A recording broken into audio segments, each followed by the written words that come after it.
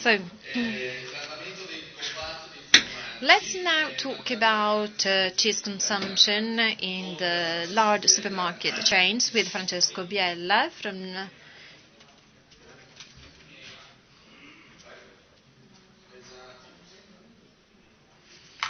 Sì. Dove? Sì, prova. Ok. Buon pomeriggio a tutti. Well, good afternoon. Now we are going to talk about the world of larger distribution, modern distribution, which is not the only distribution channel to get in touch with the final end consumer, but it's one of the most important ones. Let's now see how it looks like, and with reference to cheese. And also, we are going to talk about where we are now, where we are going also, and how we are facing this crisis. And also I'm going to present figures apart from what we read in the newspapers or what we see on the TV. I'm here on behalf of IRI, which is an American multinational company specialized in sell-out quantitative data survey in the modern distribution networks. This is our core business. So,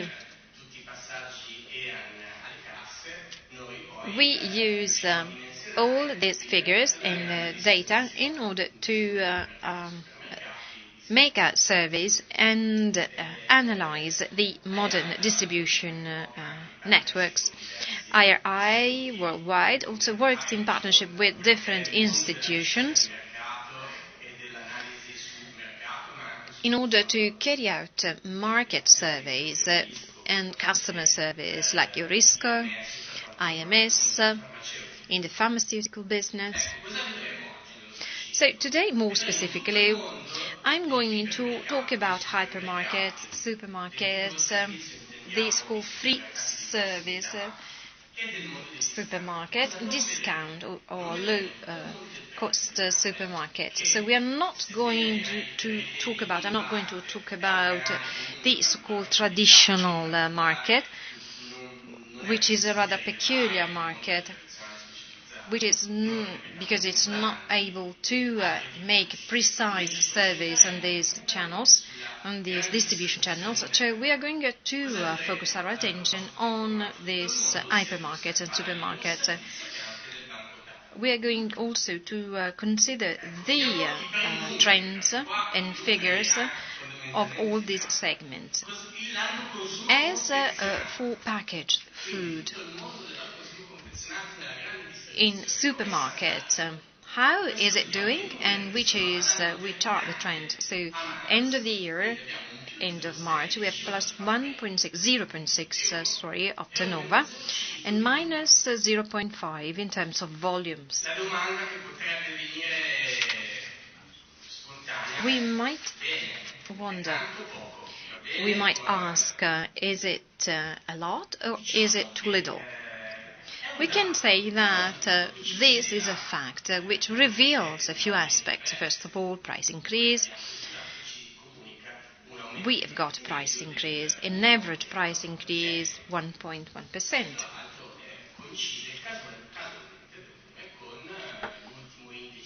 Which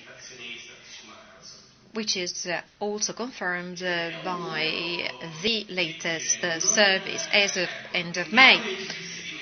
So these figures should be very carefully interpreted. So as for volume growth, we have a minus 0.5. This means that it's a very worrisome percentage, not only in absolute terms, but also due to the fact that it's a minus. And we have had these minus figures since the mid of last year. So in this case, we have the rather worrisome trend. So in these large distribution networks is represented by characterized by the food business. And in terms of consumption rates, we've had minus 4.3. So this means that this is quite a good result in this period of crisis. So until very recently, we haven't had this minus figures. So this figure is quite worrisome. And on top of that, I would like to make two remarks. This year ends in the month of March. It means that this is 12 months from April to March 2013. It means that we've got two Easter holidays, so this is sort of determined by this trend. Then another consideration, we have to consider this large distribution segment or large distribution market, which also includes discount, this called discount supermarket, low-cost supermarket, low-price, supermarket, because it really modifies this picture. We've had new openings and new discounts being opened, also due to this crisis, or also due to the presence of the high presence of extra-community citizens also living in our country. So it's a figure that we need to interpret.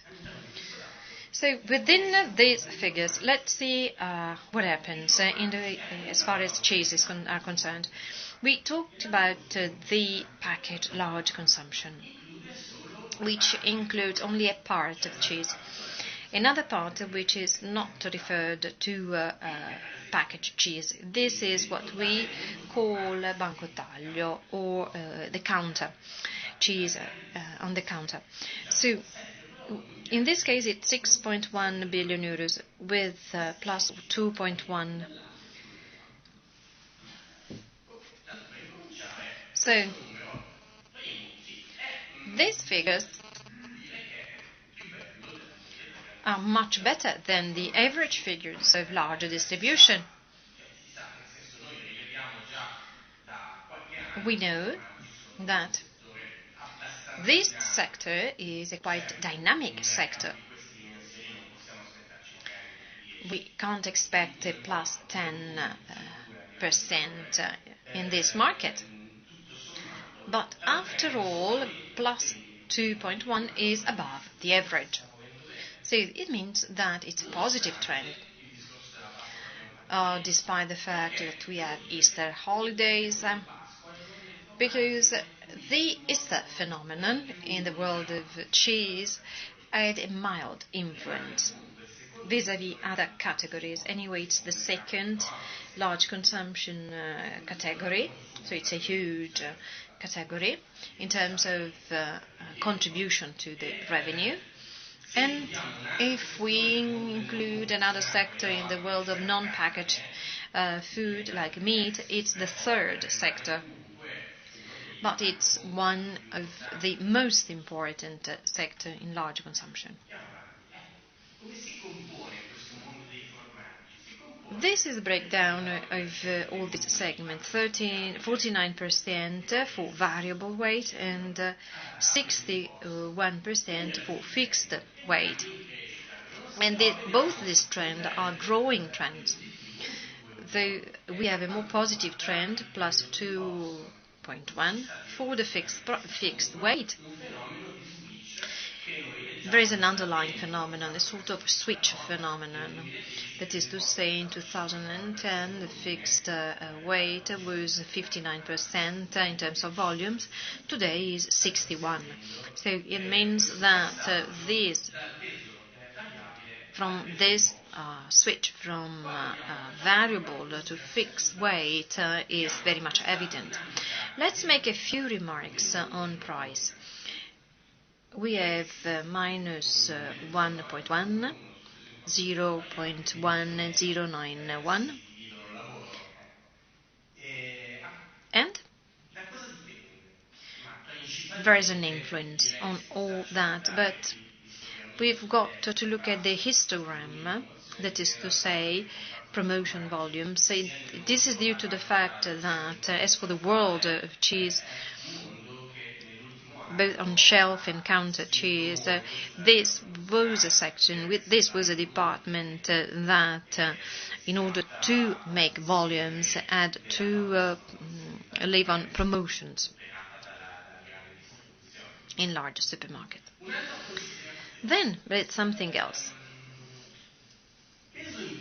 we have to mention, that is to say, fixed weight and variable weight. They also behave in a different way also as far as prices are concerned. That is to say, unlike another large world, that is to say, like salami and ham, is in cheese, for example, we have an opposite phenomenon. That is to say, the fixed weight has mildly or slightly lower prices. And this is an interesting phenomenon, which also partially explains this switch towards the fixed price and fixed weight. But this is also influenced by the so-called productive dynamics of companies, because this is an element which can be better managed by the companies. So it is in this price decrease that this price decrease doesn't depend on the product mix between the mix of imposed price and imposed weight. So this is another category that we are going to examine now. These are the sections and also price trend divided into these different sections. There's something which is very much evident. Fresh products account for half of the volume, with a very much interesting growing trend, plus 2.2. And this confirms a trend that we have had for 4-5 years. That is to say, the world of fresh cheese is doing particularly well. Then we have seasoned cheese, including also French cheese. We have hard cheese, Parmesan, Grana Padano, and other typologies like Trentino. And then we have soft cheese, Sottilette, and Susanna and Mio brand. So this is a breakdown of all these segments involving all these large categories.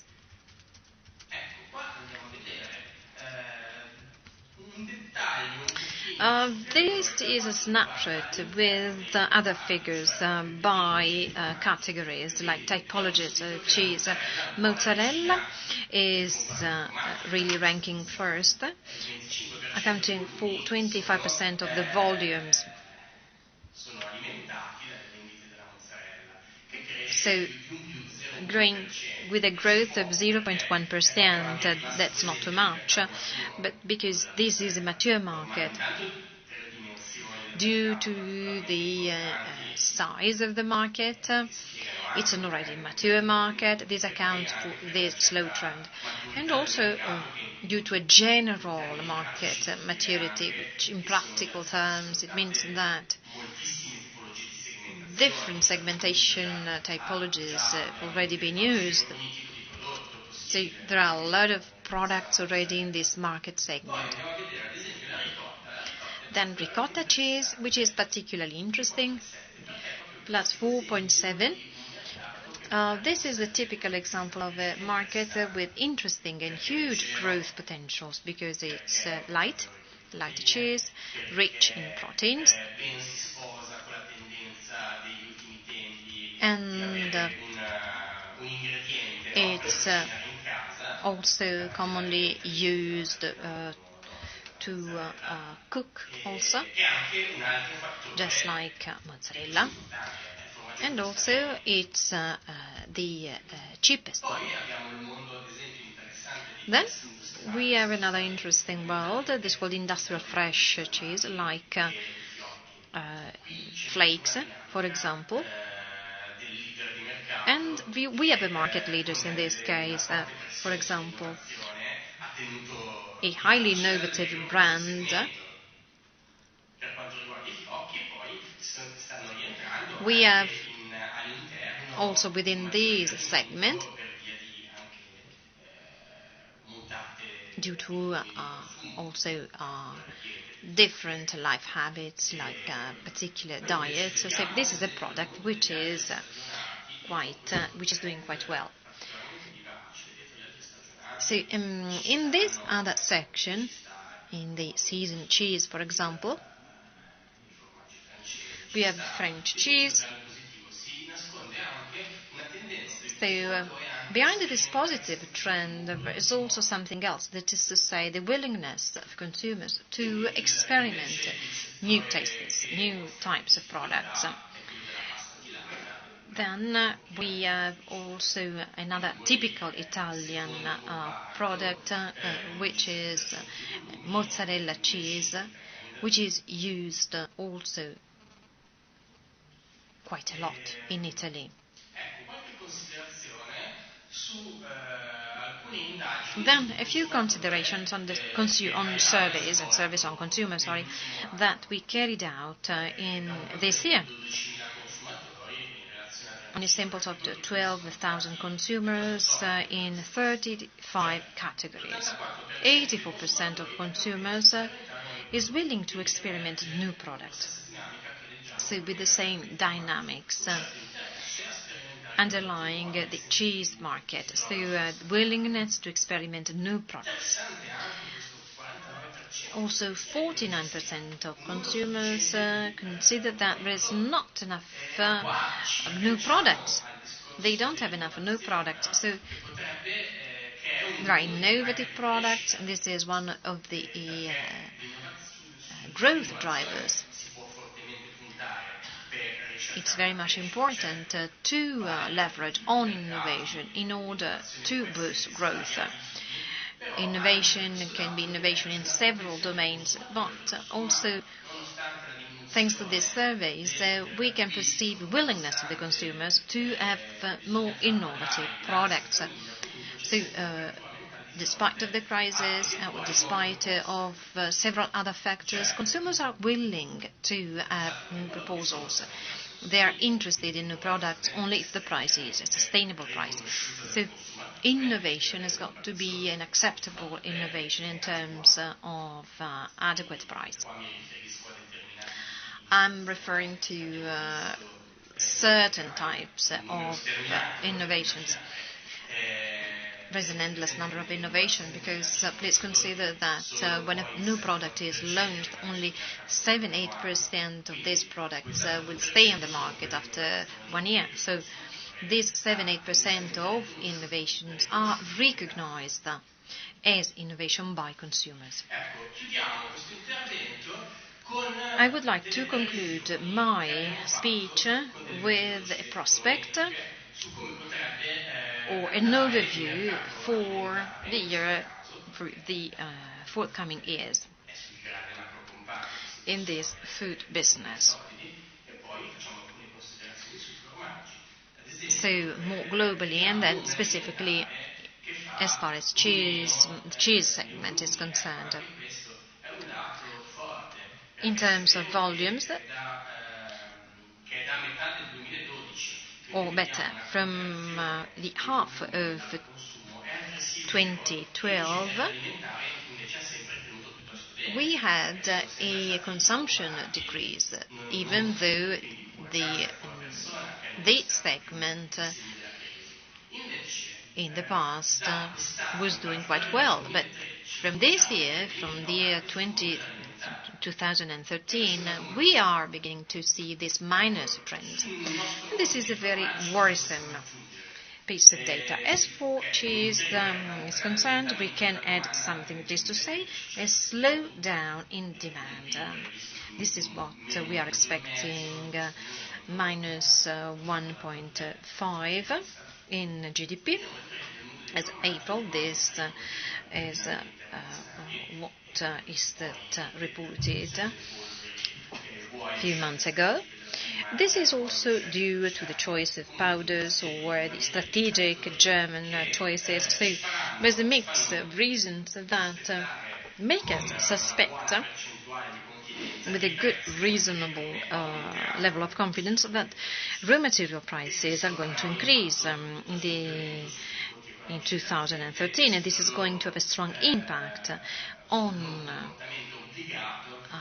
the balance sheet of companies, also in terms of prices. We are going to have the promotional leverage, which will be used to offset this volume decrease, which is expected for the year to come, and also in a price increase. So this price increase will be offset with promotions.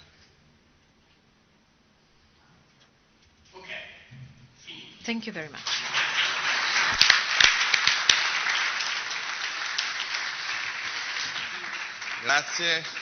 Grazie Francesco per questi dati. Thank you, Francesco. Extremely useful analysis instruments that can help us to understand which are the sectors that are likely to grow, which can also help producers and the processing industries. Thank you also for this overview. We will have also the chance to analyze these aspects in more depth. So last year we reported a downward trend. So this downward trend is an impact on the agribusiness products. It's now the time